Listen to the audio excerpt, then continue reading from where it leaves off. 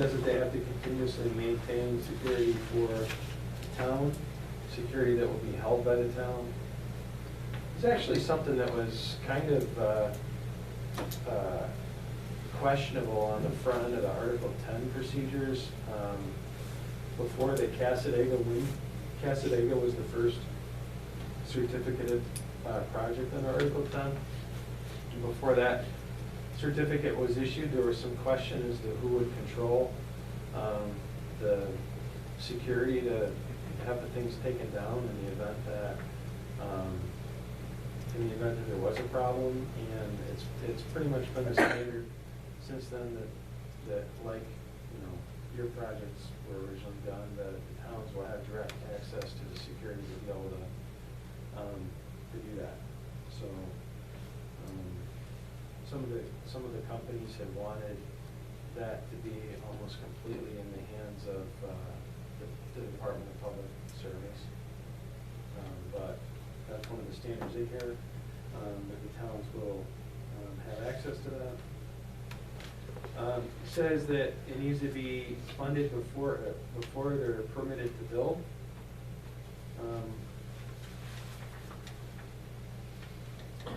That was one of the things that we had, actually Canasteel went pushed back quite a bit on that in that hearing. They didn't think that they should need it, that security should need to be put in place until like 5 years into the project. At the trial, the project manager said, oh, you know, they're gonna be, you know, worth so much money that you would never need to worry about it. And I said to him, well, what if you get, you know, a bunch of them put up and not completely put together, and the project doesn't get powered up? And he said, well, I guess that could happen. So, you know, that's one of the reasons why I want the security before the project begins. Then it would be irrevocable, and the salvage value of any of the materials wouldn't be taken into account. Aaron, is there guidelines for decommissioning how far does that go?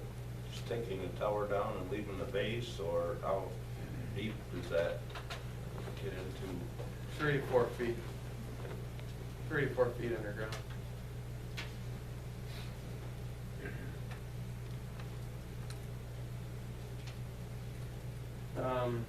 So when we're determining what's an appropriate amount of security to have in place to cover the cost of decommissioning, they're not going to be able to take into account the salvage value of any materials in there, which, you know, there is a lot of copper running through those. So the wind companies always want that taken into account, and but it just basically provides a buffer for the towns in case of cost overrun or something like that later on, when, you know, when the things are taken down.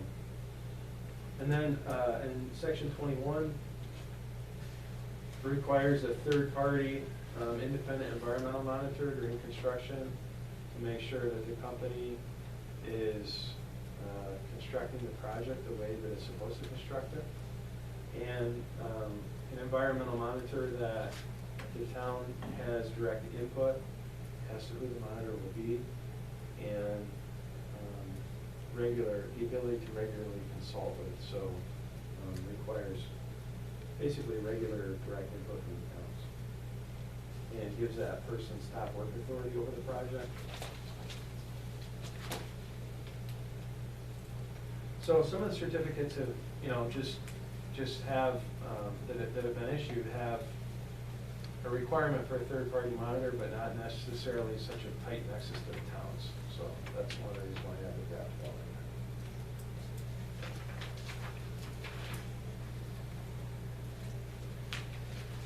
in there. That's most of the important changes in here. All these things that are put into here are standards that basically provide additional setbacks and make the project a stricter project for, you know, the companies to have to deal with. So, you know, if you did end up adopting this, it could have some impact on where turbines would end up being able to be sited. I don't think it would eliminate any of the current turbine sites, but it would, not positive about that. It may, that's one of the things that I wanted to look at, with the maps that they put out, and I forgot to bring them up. Is there a way to modify these if they need to be modified? Yeah, you can always, you know, like we're doing right now, you've got you have a modify a local like this if you want. So, any specific questions you guys want to go over or talk about, project?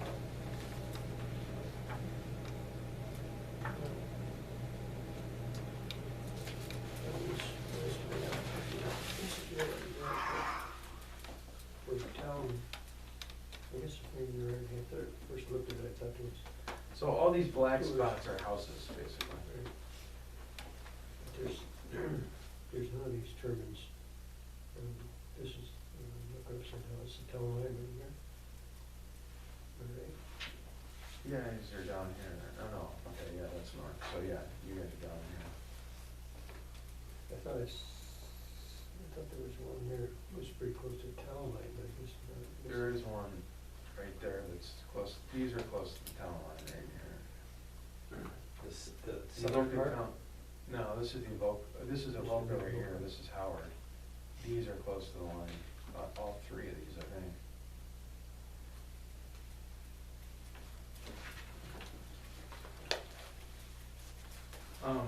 I've got better maps, I just, like I said, I forgot to bring them tonight, I had them ready to go and I forgot to grab them. How many are proposed to how? Five?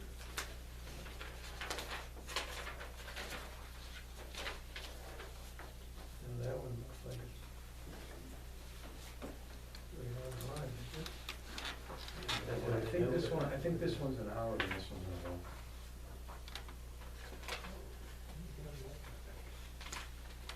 Yeah, so I think these are the five here, I think that's an Evoca.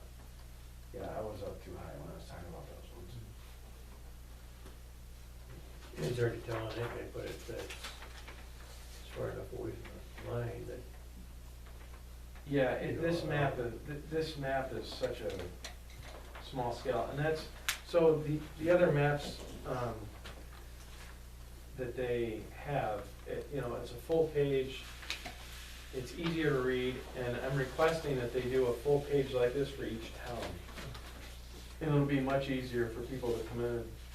I also asked them to put, because they have names on the other ones too, but not for everybody, depending on how tightly condensed everything is.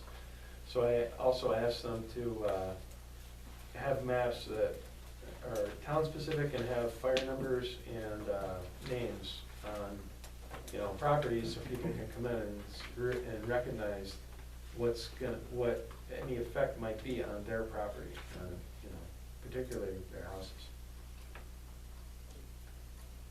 So I just asked about getting those today. I just got the other maps yesterday, so. Maybe they haven't got that far, but before we had some maps, when they, I don't know how they do it, but the site maps, so you can tell where, you know, this group always could see this, over this turbine. Yeah, Height, so I also, at the Evoca meeting, because Kevin Sheen was at the Evoca meeting last night, asked him for not only town maps, but a map for each turbine that shows, you know, setbacks, because they'll have, you know, they'll show, for example, if we adopted the 2.2 time turbine height setback, it would have the turbine, it would be an aerial with the tax map lines superimposed over it with, the rings showing the setback lines, and they would have they would have the 1.1 setbacks from roads and non-participating properties, the 2.2 from non-participating residents, and all the setbacks would be on their different rings. And then they do that for sound, and then they do like this for flicker. And, you know, you can see the primary impact on flicker is east and west of the things, because, you know, that tracks the sun, when it's rising and setting mostly. But What made you increase it to 30 hours annually versus 25 That- that had been in the law previously? well, it wasn't in the law previously, it was in the draft that we've done. Oh, okay. But that's just been that's the standard all over the state. And, I got I assumed that, and I talked with, I know, I had talked with, you know, Boca and Mueller and some of the town people here, and some of the town board members at the last meeting, and talked to them about what was going on here, and, you know, that they didn't want to be way more restrictive than what the state standard is generally on flicker. And that is the generally accepted standard throughout the state, and it's in the regs. A lot of this stuff is tighter. A lot of these things that I talked about today are the issues that are things that are more restrictive to the wind company than the state standards are. You know, that's what we've gone, those are the things we've gone over, but that 30 hours is the generic standard. It's not any different than what the state would be on.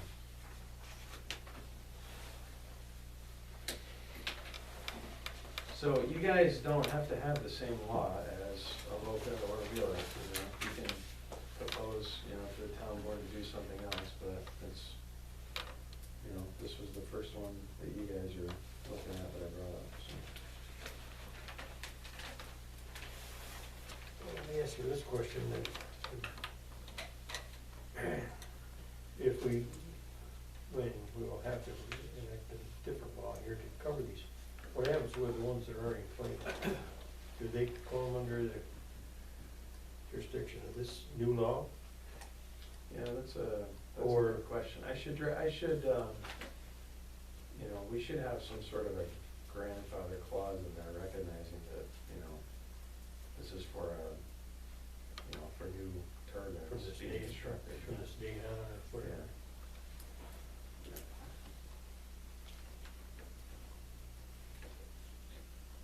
This preemption clause, Yeah. from what you're saying, the state has already preempted a bunch of these things? Yeah, so a lot of this, you know, there's some stuff that says that they have to come and, like, the code enforcement officer is gonna issue a permit or something. Well, that's not, you know, the state changes its standards, so it's probably never gonna go back to that, but, you know, since your projects have been built, there's been 2 different state standards, and both of them now have some form of, you know, a board of the state making the decision. And Yeah. so it's just recognizing that, you know, there likely are areas that are going to be preempted, and if that's the case, then, you know, we're not trying to tell the state they can't do that, but that, you know, if it ever falls back to where it's procedures in the town's hands, this is what it'll go through. So you're saying already some of these standards are more severe than state standards? So Yeah, yeah. And so. They well, let take me that back into up. consideration, or do they just Yeah, they do. preempt it? That's a good question. So, the state has preempted the towns procedurally. Hmm. So, you know, we're not in control. You know, you guys aren't gonna be one that are holding the hearings and, you know, going through all the minutia of the project document drawings and everything else to make sure that the environmental impact is in accordance with what the state says is acceptable. That procedure is gonna be under this 94C procedure under the state. So there's the procedural aspect of things, it's the primary stuff that's been preempted. But there's also substantive issues, and so, the state gives a lot of deference to the towns for, you know, home rule, you know, municipal right to make some of your own rules. And that's why you wanna bake some standards in now, so that that's recognized as we're going, throughout the project. They will look at those, they don't, the way the law is set up, or the regs are set up, the state doesn't have to follow, they could permit something that's not to a T to the town laws, but my experience has been that, at least in the Article 10 process, that the judges who were presiding over it, these projects were, for the most part, being permitted, but they were generally requiring the companies to build them in accordance with the town laws, but they didn't, there wasn't a lot of litigation over, towns suddenly changing something to, to like completely zone them out of the town or something midstream. So I don't know exactly what happened if you did something like that, but if you try to completely eliminate wind, there's language in the new law that says basically they could overlook that, and yet you have to generally be reasonable about it, so.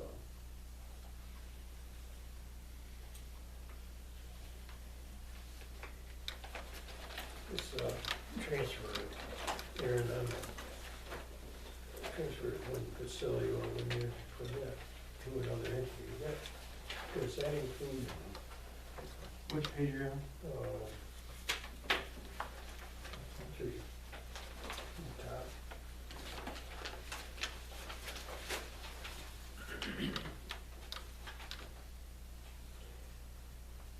Does that include the sale of that project after it's already up and going? Yes. Because our other project that transferred, and I don't know that it ever came to the town for approval. Probably should, but I think it's a good. But I don't. It helps to put the town on notice too, of who you're dealing with. I don't think we had that before. Because I know it's been sold and. Yeah, there's more We heard about it stuff in here afterwards. than what I just breezed through, so you wanna take some time to read through it and, Well, that's a good one there, I think, because, this was sold and you heard about it later on, after it was already done.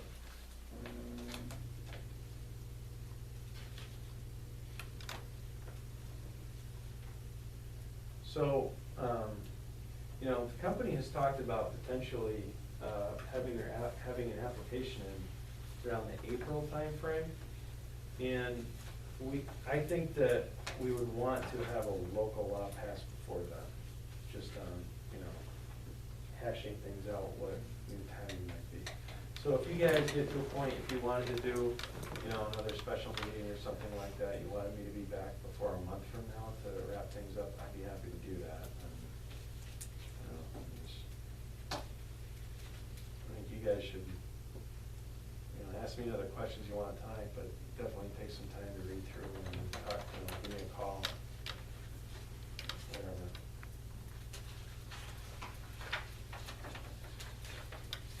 And I can talk to you more about, the process in general, but the regs on that are brand new as well.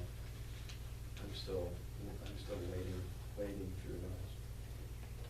A lot of things have changed since we did the first one. Yeah.